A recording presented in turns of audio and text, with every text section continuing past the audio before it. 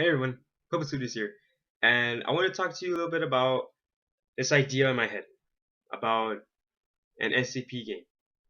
And no, this isn't a video to encourage you guys to make it. That's not what this is. All I want to do is simply talk about it. I just want to talk about it, and that's it. I'm gonna talk about it just one time, and then I'm never gonna reference it ever again. Okay, so this is for this is just for you guys to hear me out and then like do whatever you want with this information. You want to, I don't know, make a comic out of it or something. I don't know. So here's the idea, right? The A foundation game, right? An SCP foundation game.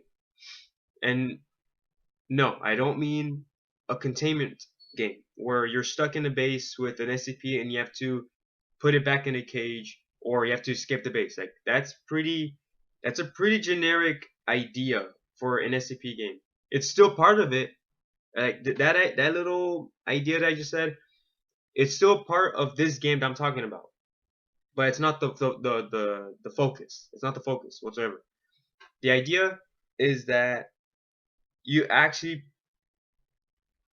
play as a member of the foundation, right? Like you actually get into the world of the foundation, the secrecy of the world and the chaos insurgency and actually handling SCPs, doing research and development on SCPs, or just being a guard for the SCPs, or telling D class to go clean up cells and stuff like that. You know, in other words, you actually are playing as a member of the SCP Foundation, right? Keeping a lookout for new SCPs to capture and things like that, or they're new in the game, like when you actually see the SCPs, you realize, hey, wait a minute, this is SCP who knows what. But yeah, like obviously it is, but you don't know that in the game. Like it's a new SCP. You know what I mean? Like you're capturing the already existing SCPs, but they're new. Like they're recently discovered in this game. You know what I mean? So it's kind of like a Pokemon. Okay, no, it's not a Pokemon game. It's like one, but it's not like a Pokemon game. It's like a Pokemon game where new SCP that you'll find new SCPs and then you'll fill up like the dossier. It's not gonna be like the complete dossier. Like no. It's not the complete dossier. It's a good amount of SCPs that you can interact with. Okay, so here's how it works. You'll be recruited and then you'll be doing a certain set of missions. However, you don't have to do all of the missions, just a certain set, only if you want to. And so, doing a specific kind of mission multiple times gets you into one of three categories, right?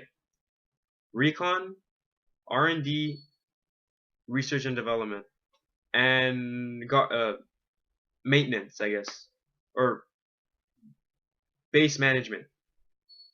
So with recon, that's where you'll be going in the field and like capturing or neutralizing SCPs.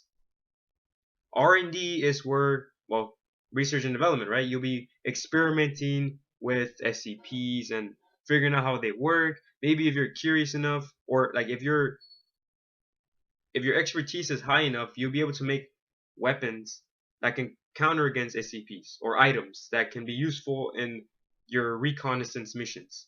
And then the last one, base management, is what's that? Like you get to decide, okay, let's see, we want a hangar for this SCP. We gotta get some D class to clean up the cells in this one. Uh, this one needs a new whatever. Like this one needs a new cow to eat. Little things like that. Or if you want, you can just be a guard. Like you can just stand there and guard, which could be a creepy element of the game because as you're guarding, you hear the SCP making all these noises and you're just like, can the shift be over now? Can I go back to my normal shift of being I don't know, a janitor or something, cleaning up after 999 after he's busy uh devouring M&Ms? Like, can I go back to that job? No. Okay. So to put into more depth, um like whatever category you decide to stick with for a good portion of the game, those missions will open up like on a table. And so the more missions you do, the more missions are unlocked, right?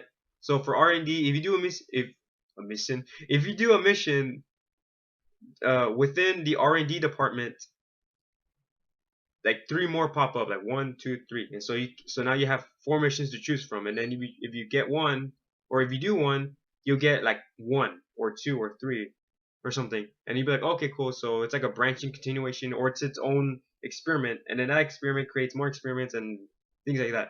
Same goes for base management and recon. But there are certain missions that connect two branches. You can decide not to do those, right? Like when you do them, you don't get extra missions or anything like that.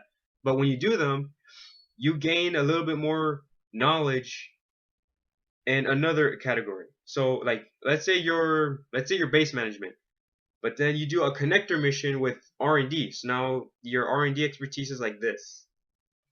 It's because of that, like even though your entire time is just filled with like a bunch of base management missions, you have one little R&D mission like over here to the side. So you can decide to do it or not. Like you can continue like being a master in your own expertise, or you can click on this mission, and if you complete it, you suddenly unlock those missions for R&D. So that means you can pretty much you can do missions for both base management and R&D. So you can be a master in two fields. And then if there's a connector mission that's for recon and you complete it, not only will you be having missions in R&D, but you have one in recon. So if you click on recon, all the recon missions will appear. So instead of just having that long yet narrow branch, you have all three branch missions ready to go, and you're just like, wow, look at all these missions I can do, and it can all connect. Like, an example, a containment breach, yes. So let's say 058 got out of its cage, right? The Heart of Darkness. So if you're well, what is it? If you're a base manager, you'll be like, oh crap, I got a notification that the Heart of Darkness has breached containment. I would like to alert the recon guys. Oh wait a minute, I'm a recon guy. So then you send yourself, and then there'll be a screen where you select your equipment, right? Your loadout, and you're just like, okay, let me see. But you're in R&D as well, so you can understand that, okay, the Heart of Darkness does not get hurt that easily, right? Just like normal bullets aren't gonna affect it at all. So we need something that can hit hard. We know that we cannot penetrate its skin yet, but we can still hit it with such force that it'll like knock out or something. So let's see, what do we have that can what do we have that's equivalent to the strength of an M1 tank on top of it? Oh, but there's this weapon that you've been working on, again in R&D, that delivers concussive damage like up the wazoo, and it's an SCP. It's portable. So you're like, okay, I'll take that one. So then you press like ready loadout, and then you go into the field where you find 58 doing like damage and stuff. So you actually start shooting it, right? You start fighting it, either like hands-on combat or like range combat, and you beat the living crap out of it. Just kapooski, boom, and then you capture it again. And then you can either capture with like your normal carbon fiber nanotube ropes or whatever, like just fancy stuff, or you can use your own rope that again you research and developed, that's composed out of like cloned SCPs, and it works just as well. So you capture it and then you put it back, something like that. Uh, yeah, it's an impossible game to make. It's just impossible. Which that's why I don't want it to be made, because it's just impossible. And I realize that there's not a lot of people out there that are passionate to make the game. As not that I've seen. Like a lot of the SCP games I've seen, they're not exactly. I mean, they're like novelty games, you know, but they're not. I wouldn't say there are games that would get you into the foundation like real quick. There's gotta be a game that can get you into it. Like Containment Breach did. Like a lot of people knew like they can already know SCP-173 by heart just because they play the game and like they're like, oh my gosh, it's what was his name? Billy? I don't freaking know. It was like somebody gave it a nickname. Or Radical Larry. Also, they're like, oh my gosh, it's Radical Larry, the old man. Hi. Or was it nice? I don't freaking know. Like little nicknames and stuff, you know. So there's got like if there was ever a game made that impacted people like that, that'd be cool. I wouldn't mind if it wasn't free, you know, because I mean a game of that caliber that I was talking about, no, you you don't just make it for free. Like it's complex, super complex. You gotta make up the environments, like multiple environments.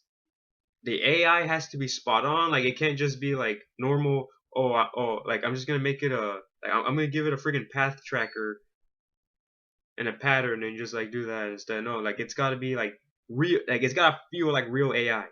So no, like not possible. It's a good thing to daydream about, but as far as I'm concerned, that's all it is. It's just a thought, a daydream. It's a pretty decent one, I guess. It's if anything, that can be something like that entire idea can be made into like a show. You know what I mean? Like it can be made into a show or a comic, an animation, something, right? It can be made into something much broader than a game. So yeah, that's about it. I guess that's all I wanted to talk about. Oh, is that it? So where are the animations, huh? Where are the animations? Don't worry, I'll like I'll make one right now, and then I'll make another one right after that. So, ow, don't worry about it too much. All right, peace.